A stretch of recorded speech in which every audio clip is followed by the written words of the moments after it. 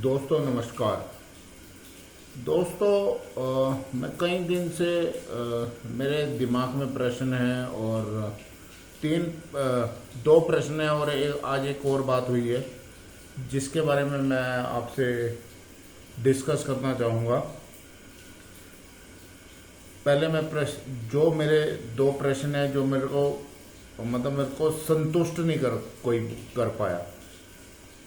मैं बहुत दिनों से सोच रहा हूँ कि इसकी संतुष्टि मेरे को मिले।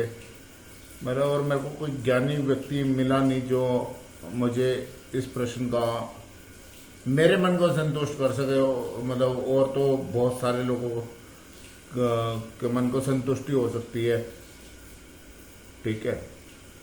तो मेरे को कहीं बार लगता है कि जो हमारा जो हिंदू धर्म है इसमें ना बहुत कुछ जो ऐसा लिखा गया है, जो भी हमारे धर्म ग्रंथ लिखे हैं, उपनिषद है, जो हमारे पुराण है या हमारे गीता है या रामायण है या कोई भी धर्म ग्रंथ है, ये हम जैसे लोगों ने ही लिख दी।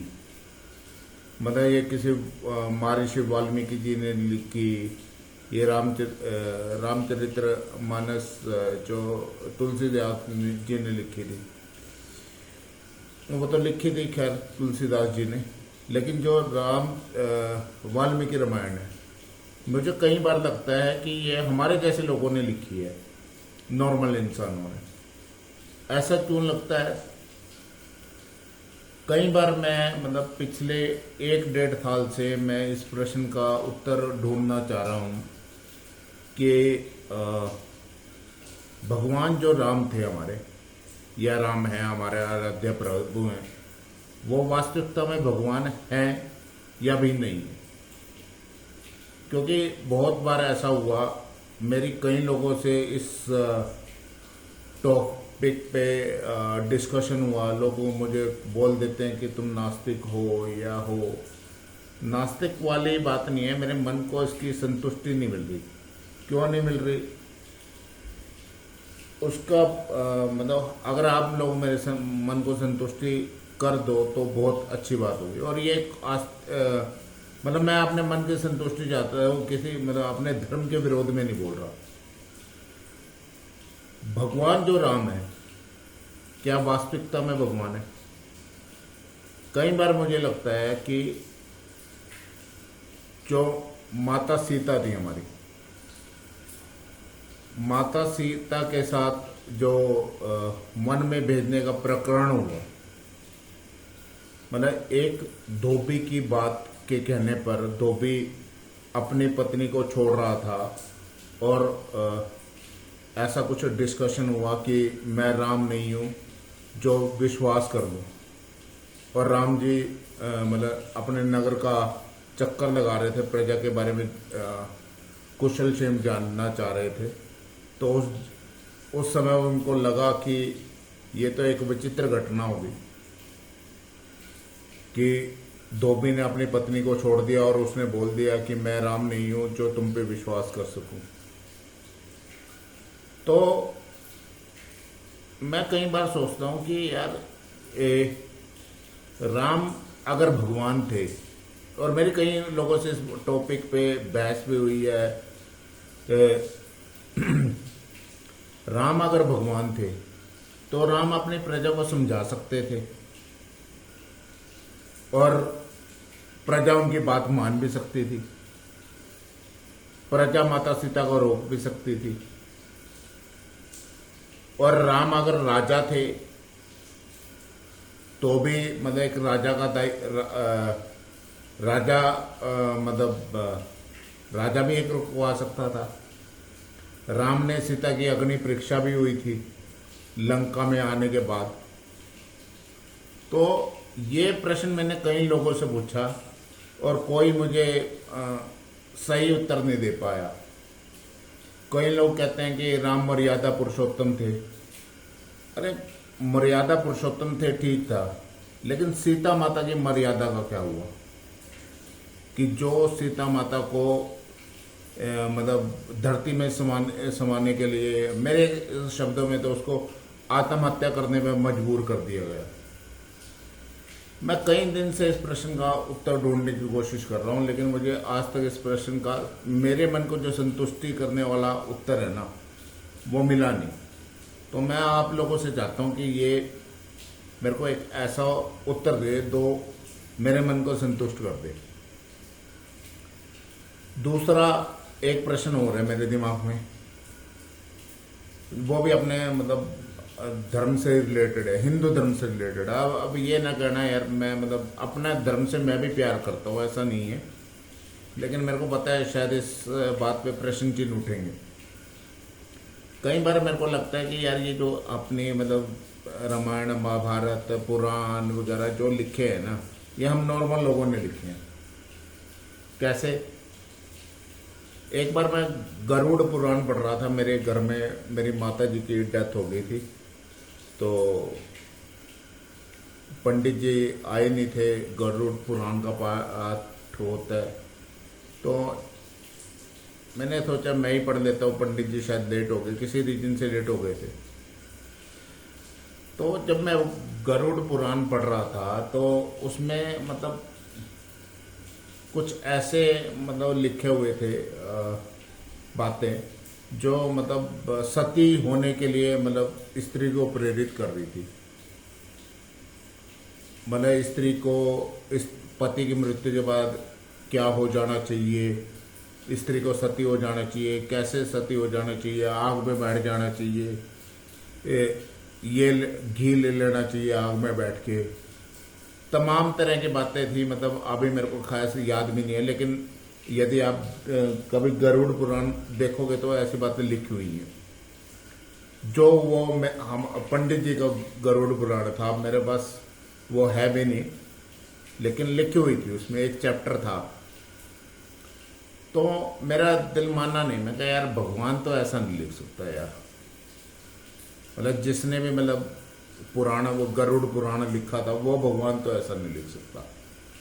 दूसरा एक चीज और थी, जैसे हमारे देवता हैं, अग्नि का देव अग्निदेव, वर्षा का देव इंद्र देव, धन का देव कुबेर देव, वायु का देव वरुण देव, ठीक है, और कहते हैं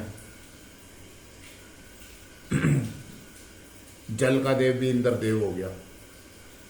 तो ये तो ठीक है, ये तो हाँ, जो हमारा सिविल इंजीनियरिंग का देवता है, जैसे हम देवशिल्पी जिसे बोलते हैं, विश्वकर्मा भगवान है। तो इलेक्ट्रिकल का देव कौन है, मैकेनिकल का देव कौन है, या आज जो चीजें आ रही हैं एआई का देव कौन है, या कल जो फ्यूचर में नई टेक्नोलॉजी आएगी उसका देव कौन है। मुझे क्यों ऐसा लगता है कि ये चीज़ें लिखी गई हैं क्योंकि उस टाइम ये चीज़ें थी नहीं, इलेक्ट्रिकल नहीं थी, मैकेनिकल नहीं थी, और तमाम तरह के AI, neural network, genetical algorithm और तमाम तरह के जो टेक्नोलॉजी, कंप्यूटर टेक्नोलॉजी जो आई हुई है वो नहीं थी। तो इसके लिए इनके देव लोग हमारे लोगों ने सोचे नहीं, जो हमारे पूर्वज थे। अगर उस टाइम पे यह टेक्नोलॉजी होती तो वो लोग इसके बारे में भी सोचते और इनका भी देवता बनाते। तो कई बार मेरे को लगता है कि यार ये चीजें ना मतलब कहीं ना या तो मतलब हम जैसे लोगों ने लिख दी, या इसमें कुछ ना कुछ मिक्सअप कर दिया। तो इन दोनों प्रश्नों का मैं आप लोगों से उत्तर चाहता हूं। मेरे मतलब दिल का तसल्ली नहीं हो रही यार मेरे को। और तीसरा आज एक और मतलब ये धर्म से रिलेटेड प्रश्न नहीं है, ये एक भारत से रिलेटेड प्रश्न है। तीसरा आज एक सोशल मीडिया पे एक फोटो आई है विनेश फोगाट की। वो किसी हंगरी के पहलवान से हार गई, कोई मुकाबला हुआ किसी मतलब पता नहीं इंडिया में था, पता नहीं हंगरी में था, या किसी और न्यूट्रल वेन्यू पे था। तो वो शायद 10-0 से हार गई, चलो हार गई होगी। तो कुछ लोग ना उसकी हार पे खुशी मना रहे हैं और कह रहे हैं कि लो आंदोलन वाली बाई हार गई। मैं कह रहा हूं कि यार आप खुशी कैसे मना सकते हैं। मैंने एक मतलब कमेंट किया, मैं कहा यार आप खुशी कैसे मना सकते हैं इसकी हार पे। तो वो जो भी सज्जन थे, मैं नाम नहीं लूंगा, वो बोलते हैं कि मैंने उनको ये भी बोला कि अगर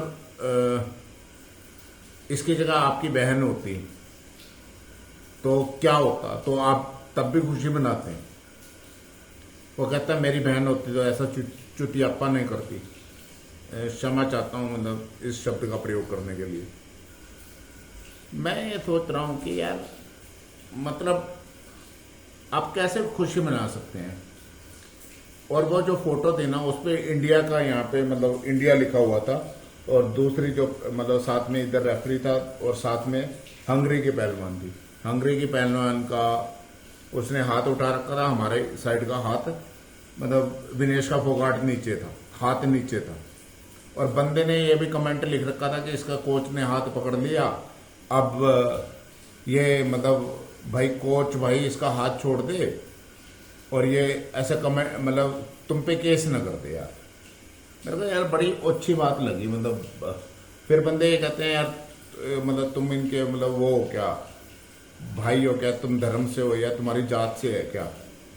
जात या उससे होने से कोई मतलब नहीं है यार।